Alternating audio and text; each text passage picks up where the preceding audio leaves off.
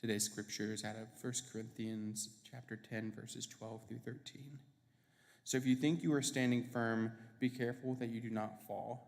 No temptation has overtaken. We'd invite you to go back there with him as well. And if you want to check it out, or if you trust us, just go ahead and let them go back there, and we promise to take care of them for about the next half hour or so.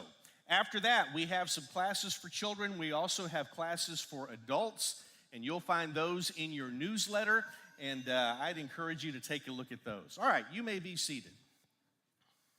By the way, if you have been going to our adult Bible classes, again, they start right after we finish here, and if you have started for the last few weeks in one and you've decided you don't like it, go to another one.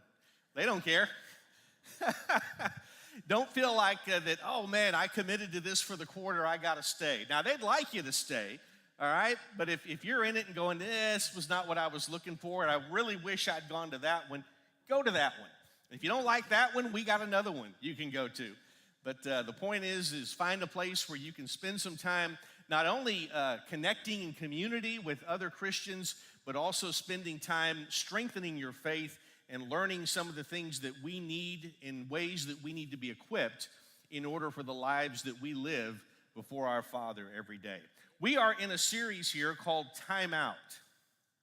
And we're using the temptations that Jesus faced in Matthew chapter 4 as really a basis for how to deal with temptation when it comes our way.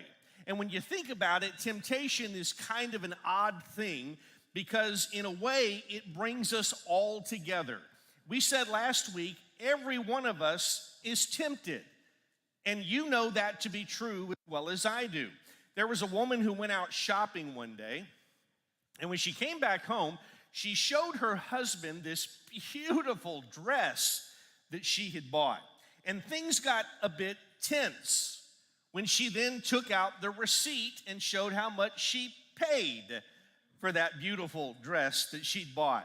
And knowing that inflation was making things tight and knowing that their money was not stretching as far as it used to, he asked, what on earth were you thinking when you paid this much for this dress? And she said, oh, I know. But I saw it on display, and it was like Satan was standing right there with me. And he said, oh, honey, you need to try that dress on, and you know. We are all tempted. One of the things that you will pick up from reading the Bible is the principle that temptation comes to all, but not all have to fall. In other words, temptation is inevitable. Being defeated by it is not. In fact, as you just heard in our scripture reading, God has promised that in every temptation, He provides a way out.